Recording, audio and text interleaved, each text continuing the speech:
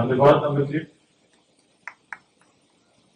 मंच पर उपस्थित बाढ़ के अनुमंडल पदाधिकारी महोदय, उपस्थित विकास चंद्र उर्फ गुड्डू बाबा जी, उपस्थित अंचलाधिकारी थानाध्यक्ष महोदय, यहाँ उपस्थित रक्तवीर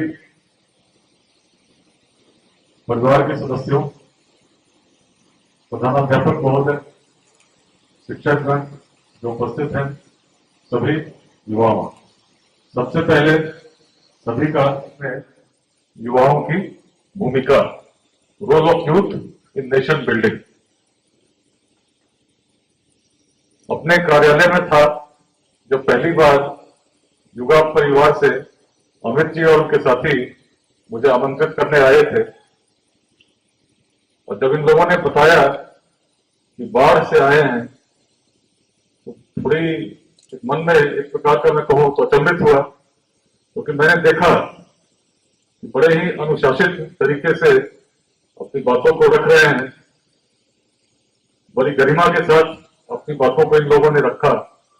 और उसके बाद भी जब भी कभी वार्ता का अवसर मिला, बातें हम करते भी हैं, लेकिन यदि साक्षात रूप में कुछ किए जाने की आवश्यकता है तो उसके उदाहरण स्वरूप आप स्वयं रक्तवीर इतने सारे एक साथ यहाँ उपस्थित हैं, मन में एक संकल्प लिए समाज के लिए कुछ देना है। रक्त के कण की क्या का महत्व होता है, उसको साक्षात रूप में केवल हम बोल नहीं रहे, उसको कर रहे हैं, उसको जी रहे हैं, इसलिए तो फिर ऐसे विषयों पर व्याख्यान की आवश्यकता नहीं होगी। बहुत सही कहा कि स्वामी जी को स्वप्न रहा होगा, कहीं न कहीं उसी दिशा में ये प्रयास जाता हुआ दिखता है। बात आती है कि हम जब भी बात करते हैं युवाओं की, या जब विकास की बात करते हैं, भविष्य की बात करते हैं, आत्मनिर्भर भारत बनाने का हम प्रयास करेंगे। अनेक प्रकार की प्रतिक्रियाएं मीडिया में दिखी, प्रिंट मीडिया में दिखी, सोशल मीडिया में दिखी। निश्चित रूप से बहुत सकारात्मक भी थे, परंतु बहुत ऐसे भी थे जिनके मन में एक प्रकार का संदेह था, एक प्रकार का कटाक्ष था कि भारत आत्मनिर्भर नहीं हो सकता है। इसमें अनेक युवा भी थे जिन लोगों ने सोशल मीडिया पर अलग अलग प्रकार के की बातें लिखी। इस प्रकार का एक भ्रम फैलाने का प्रयास भी हुआ कि हम कभी आत्मनिर्भर थे ही नहीं। लेकिन जब मैं कुछ लोगों को संबोधित कर रहा था, मैंने कहा कि भाई यदि कोई व्यक्ति कहता है कि भारत आत्मनिर्भर नहीं हो सकता, तो वास्तव में भारत की विरासत को नहीं जानता है। जो भी विकास हुआ है, यदि उसके आधार को हम देखेंगे तो आधार के मूल स्रोतों में कहीं न कहीं भारत विद्यमान है। एक समय था जिसकी कल्पना हम लोग करते हैं, जिसको इतिहास में जानते हैं, जैसे उदाहरण स्वरूप जीरो। अगर जीरो नहीं होता तो जो सारी गणित विकसित हुई, क्या विकसित होती? यदि डेसिमल सिस्टम उसका विकास नहीं हुआ होता तो सारी गणित जिसके आधार पर आज हम वायुयान भी उड़ा पा रहे हैं, संभव ही नहीं था। लेकिन कहां हुआ? वह कौन सी भूमि थी जिसकी सोच उस काल में उतनी उन्नत थी, जिसने गणित के सूत्रों को, हम पाइथागोरस थ्योरम पढ़ते हैं लेकिन वैदिक सूर्य सूत्रों को नहीं जानते। सूर्य सूत्रों में पाइथागोरस से हजारों वर्ष पूर्व उस थ्योरम को पढ़ने का अवसर मिलता है जब हवन कुंड की विधि के विषय में गणित की चर्चा हम करते हैं। अनेक उदाहरण जो बताते हैं कि सोच कैसी थी। जब युवाओं की बात करते हैं, इसीलिए करते हैं क्योंकि युवावस्था में असीम ऊर्जा होती है। असीम ऊर्जा को जिस स्वरूप में आप ढालना चाहेंगे, राष्ट्र का भविष्य उसी ओर मुड़ता जाएगा। युवावस्था की जब बात करें तो बात समझने के लिए समझना होगा कि जैसे कोई शिल्पकार अपने मन में कोई आकृति की कल्पना करता हो और एक पत्थर उसके सामने पड़ा हो, उस पत्थर को उस आकृति के रूप में ढालना चाहता हो। शिल्पकार धीरे धीरे एक छेनी, एक हथौड़ी लेकर पत्थर को काटना शुरू करता है।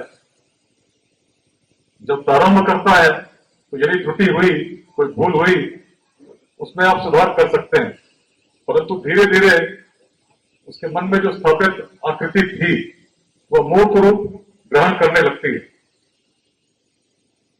अब जब बहुत समय बीत चुका होगा, निश्चित उस पत्थर ने कुछ न कुछ आकृति का रूप धारण कर लिया होगा। उस अवस्था में यदि पुनः शिल्पकार के मन में ऐसी योजना बने इस आकृति को परिवर्तित कर देना है, तो ऐसा संभव होगा क्या? जब मूर्ति एक रूप ग्रहण कर चुकी होगी तो संभव नहीं होगा। कितना भी शिल्पकार प्रयास कर ले, पुनः उस पत्थर के रूप में जहां वह था नहीं ला सकता। युवावस्था में अनेक सकारात्मक विचार होते हैं, ऊर्जा असीम है। यदि विचार सकारात्मक रहे तो आने वाले समय में जब यात्रा चलेगी, निश्चित ही सकारात्मक योगदान समाज के हित में, राष्ट्र के हित में देंगे।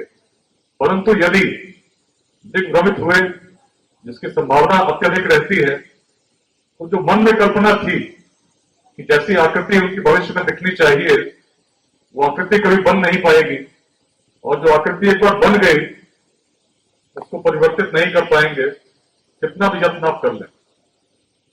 इसीलिए युवाओं की जो भूमिका है, जो सकारात्मक सोच युवाओं के मन में होनी चाहिए, अत्यंत आवश्यक है।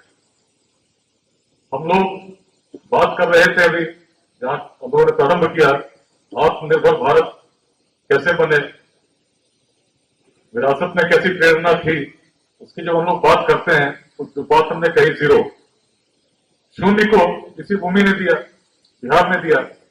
और बिहार की जब बात करेंगे, खास करके जितने भी लोग हैं,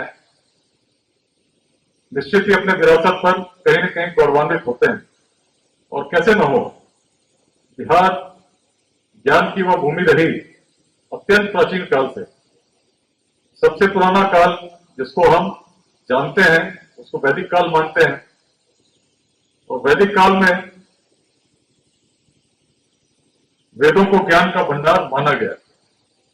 उसके बाद जो भी ग्रंथ लिखे गए, उन्होंने वेदों को ही ज्ञान के स्रोत के रूप में उद्धृत किया। लेकिन वेदों को जब हम पढ़ेंगे तो वेदों में जो उत्कृष्ट ज्ञान यदि कहीं कहा गया तो वेदांत को कहा गया। और वेदांत की भूमि क्या है?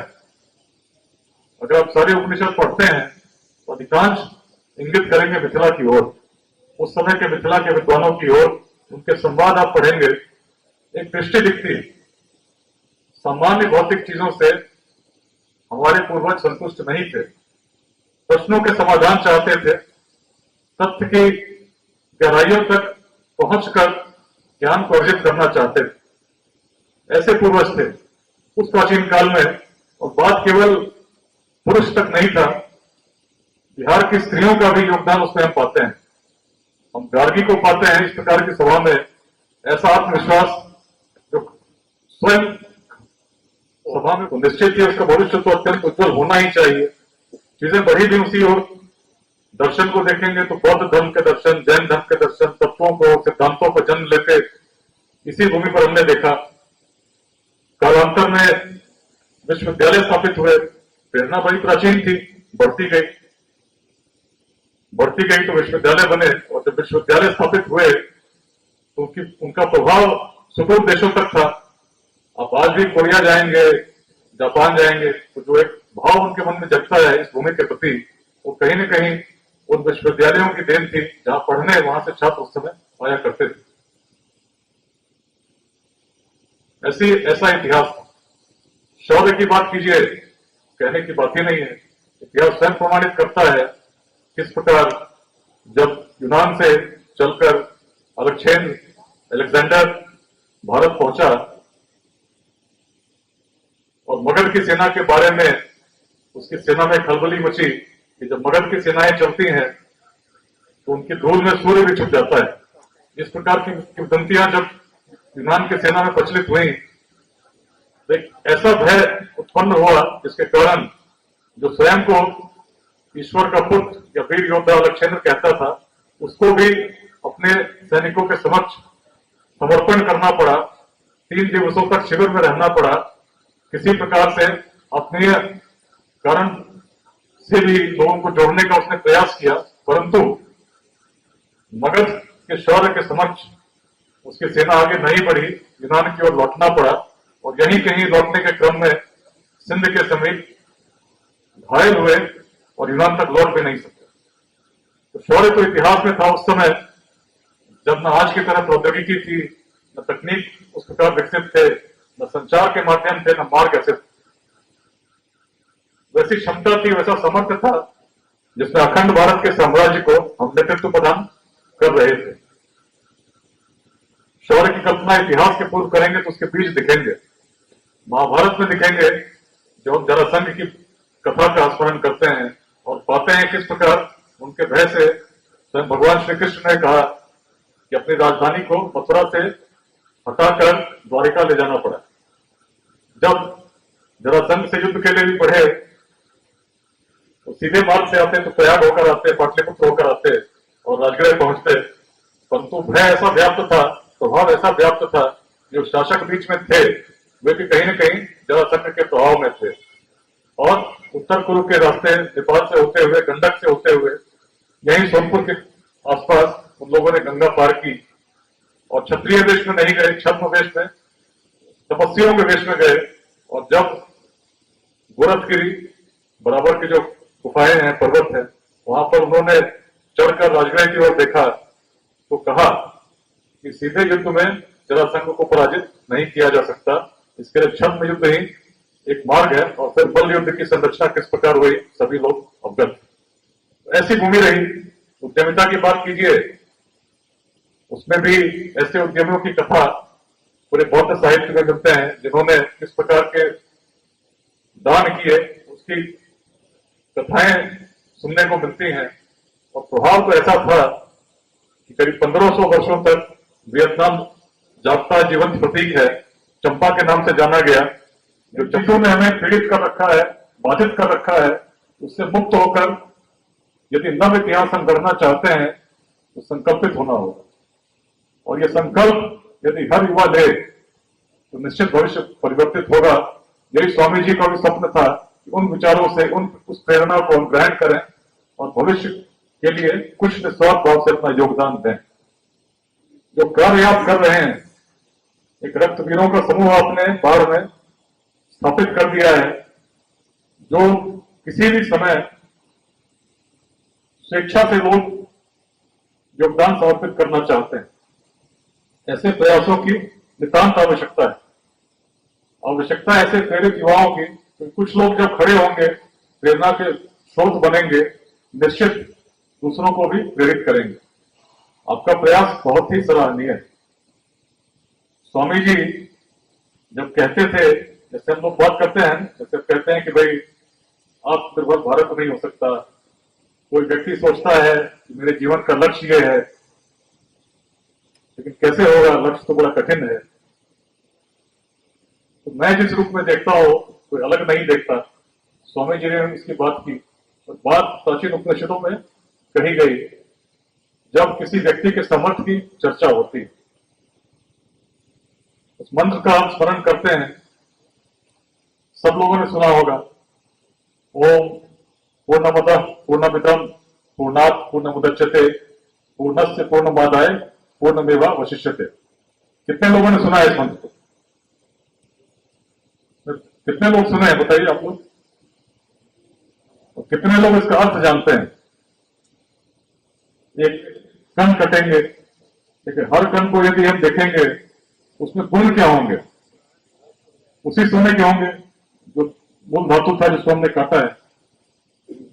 तो जब हम चिंतन करते हैं कि आत्मा परमात्मा का अंश रूप है, परमात्मा क्या है? परमात्मा तो सृष्टि का वो ऊर्जा स्रोत है जो समस्त सृष्टि को संचालित किए हुए, जिसकी कल्पना करने पर यदि हम गणित में कहें तो इनफाइनाइट, जिसका कोई अंत ना हो, वैसी ऊर्जा का वह स्रोत है। तो इनफाइनाइट को तो गणित के हिसाब से भी यदि हम खंडित करेंगे तो छोटा भी जो खंड होगा, सभी आप लोगों ने गणित में पढ़ा होगा कि इन्फिनिटी को यदि हम काटेंगे, अनंत को काटेंगे, खंडित करेंगे, तो छोटा कण भी उसका अनंत ही होगा। तो परमात्मा का जो अंश रूप है यदि आत्मा है, तो ऋषि ने वही कल्पना की कि जो आत्मा है उसमें भी वही गुण है जो परमात्मा में है, और उन्हीं गुणों के साथ पुनः जो हमारी यात्रा चल रही है उसी पूर्णता को प्राप्त करने की ओर गतिमान है। अपने जीवन में यदि आप देखेंगे तो यदि मन में आपके कोई निश्चय हो जिसको बहुत दृढ़ता के साथ आपने उस पर चिंतन किया हो, कुछ करना आप चाहते हो, इच्छा सकारात्मक हो, तो आप देखेंगे उसकी ऊर्जा अपने आप आती है। अनेक विद्यार्थियों ने देखा होगा जब आप सोते हैं और सोचते हैं कि सुबह 5 बजे मेरी नींद खुल जाए, और बहुत ही ऐसे मन से सोचते हैं कि बिल्कुल खुलना ही चाहिए, तो निश्चित ऐसा अवश्य कभी अनुभव हुआ होगा कि आपको किसी अलार्म की आवश्यकता नहीं है, किसी को जगाने वाले की आवश्यकता नहीं है, आप स्वयं उठते हैं, शक्ति अपने आप आती है। बहुत सारी चीजें जो आप करते हैं तो आप देखते हैं कि सामर्थ्य जिसकी आपने कल्पना नहीं की थी वो तो आपके अंदर विद्यमान थी, आप जानते नहीं थे। तो मंत्र की जो अवधारणा है वही है कि जो असीमित शक्तियां हैं वो कहीं न कहीं केंद्र रूप में हमारे अंदर स्थापित है। जब कहते हैं अहम ब्रह्मास्मि तत्त्वमसि, जो महावाक्य इसी बिहार की धरती में वेदांत में हम पाते हैं, तो कहीं न कहीं कल्पना वही है कि सारी शक्तियां हमारे अंदर, और युवावस्था में यदि उन शक्तियों को हम समझ गए जो हमारे अंदर विद्यमान है और संकल्प लिए कि सकारात्मकता के साथ सही दिशा में बढ़ेंगे, कुछ न कुछ योगदान करेंगे, तो वैसे देश का भविष्य भला उज्जवल कैसे न होगा।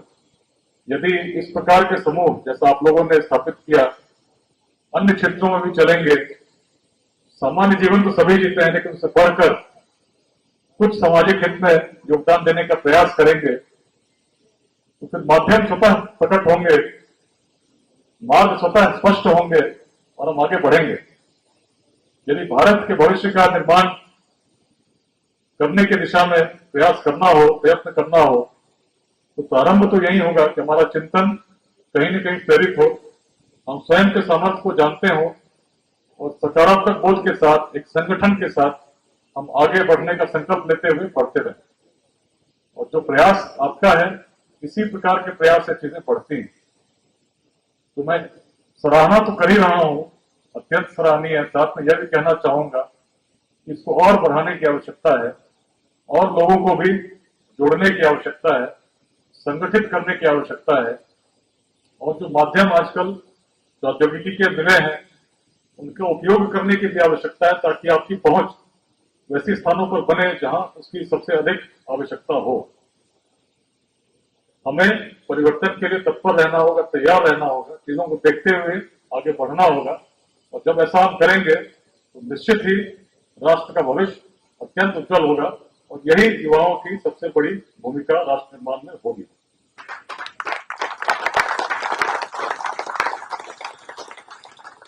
अपने कार्यों से उदाहरण आपने प्रस्तुत कर दिया है, इसको लेकर आगे बढ़ें। जो विषय है उस पर व्याख्यान की आवश्यकता नहीं होगी, आप स्वयं उसके जीवंत उदाहरण के रूप में औरों को प्रेरित करेंगे। यही मेरी शुभकामना है। सभी को इस अवसर पर मुझे आमंत्रित करने के लिए और विशेष रूप से अमित जी को, सभी रक्तवीरों को मैं हार्दिक धन्यवाद देना चाहता हूं। और मैं भी आपके बीच में आकर निश्चित ही प्रेरित हुआ हूं, और जहां भी जाऊंगा निश्चित ही जो चीज मैंने स्पष्ट देखी, साक्षात देखी, औरों से भी साझा करने का प्रयास करूंगा। तो जो असीम ऊर्जा के स्रोत हमारे अंदर है आपको प्रेरित करे, उसके साथ आप आगे बढ़ें, यही शुभकामना देना चाहता हूं। धन्यवाद। जय हिंद।